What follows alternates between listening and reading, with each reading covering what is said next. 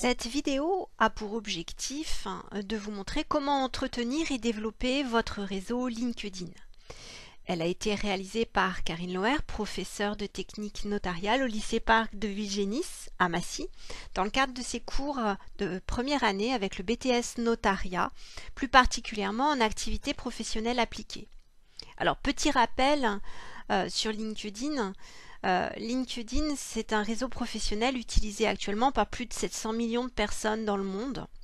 Donc, vous avez tout intérêt à développer, à entretenir votre profil, car de plus en plus d'entreprises recrutent sur les réseaux sociaux. Alors, voici des exemples de petites annonces que je vous partage à l'écran, reçues par le BTS Notariat sur son compte LinkedIn. Et première petite annonce sur la gauche, publiée par un notaire de Notapol. Nous cherchons un clerc 100% autonome.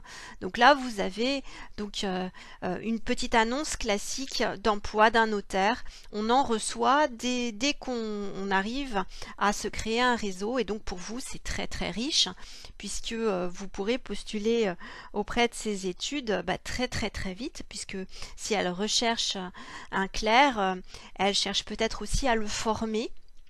Et vous, en recherchant vos stages, notamment là, vos stages de mai-juin en droit de l'immobilier, vous pouvez postuler. Deuxième petites annonces que l'on recherche que l'on trouve, ce sont les annonces des partenaires. Et là, vous avez à l'écran, sur la droite, une petite annonce publiée par Couteau et Röhring, donc un généalogiste partenaire du notaire, qui recherche un assistant de généalogie et de règlement. Donc dans ce cadre-là, vous pourrez très bien postuler avec votre BTS à ces annonces. Mais vous pouvez aussi très bien vous recevoir des annonces liées à des agences immobilières ou même des administrations qui recrutent. Donc, quelles sont maintenant, après ces exemples, les actions à mener pour entretenir et développer votre réseau professionnel? Alors, tout d'abord, il va falloir vérifier vos posts avant de les publier. Ça, c'est très important, vous relire. Ensuite, vous pourrez dans un deuxième temps développer votre réseau professionnel et dans un troisième temps l'entretenir, ce réseau, parce qu'il ne suffit pas d'avoir un nombre important de personnes faisant partie de votre réseau. Et il faut mieux peut-être avoir une qualité de réseau pour que ça soit utile professionnellement. Alors, première chose importante, c'est ce que je vous disais, c'est vérifier vos posts avant de les publier. Donc, il faut être très prudent sur vos posts. Il va falloir bien observer ce qui se passe et les observer, les relire avant de les publier. Et pourquoi? Pour contrôler votre e-réputation, vous devez la soigner avant de mener des actions de réseautage.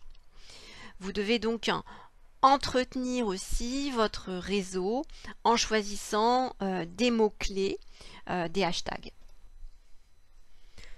Ensuite, vous pourrez développer votre réseau professionnel. De quelle manière? Vous allez petit à petit élargir le cercle. D'abord, premier cercle, vous allez créer votre premier réseau, votre premier cercle étroit avec les étudiants de votre classe qui seront à très court terme vos collègues ou vos partenaires qui travailleront chez des partenaires du notaire.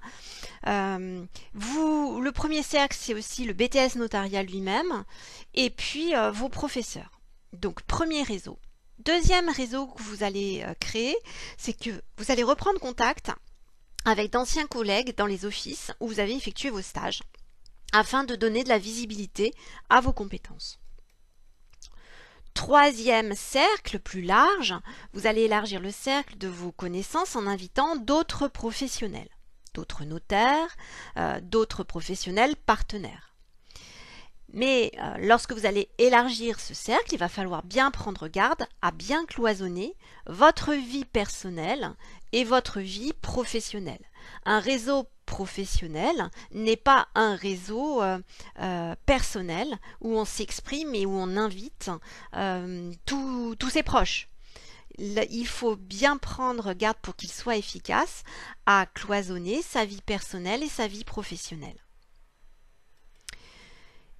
Et enfin, quand vous aurez créé votre réseau, vous pourrez donc partager auprès de ce réseau des publications que vous aurez rédigées ou pas, en lien avec vos réalisations par exemple, en lien avec votre famille de métier. Donc, vous avez développé votre réseau professionnel, donc vous avez un certain nombre de contacts. Maintenant, ce qui compte, c'est d'entretenir ce réseau professionnel. Donc il y a quelque chose de très important à retenir, c'est que peut-être faut-il avoir moins de contacts, mais avoir des bons contacts utiles professionnellement pour vous, à très court terme, pour décrocher des stages et puis des emplois. Donc à vous de voir ce qui est le plus important pour vous, le nombre ou alors la qualité du contact, la qualité du réseau professionnel. Donc que voulez-vous faire avec votre réseau professionnel? En tout cas, il y a cette phase de développement et ensuite cette phase d'entretien. Donc j'entretiens mon réseau professionnel, j'effectue une veille régulière. Je sais dire merci à ceux qui m'ont aidé, je suis à l'écoute pour être en mesure de rendre service. Je participe à des événements culturels et professionnels en rapport avec ma famille de métier et je propose à certains de mes contacts de m'accompagner. Je m'abonne à certains contenus, je demande à être invité par certains experts du milieu, donc là du milieu juridique. Je m'inscris à des groupes de discussion sur les réseaux sociaux, je m'abonne aux pages intéressantes pour moi. Maintenant, à vous de vous lancer dans la création de votre réseau professionnel. Très bonne journée.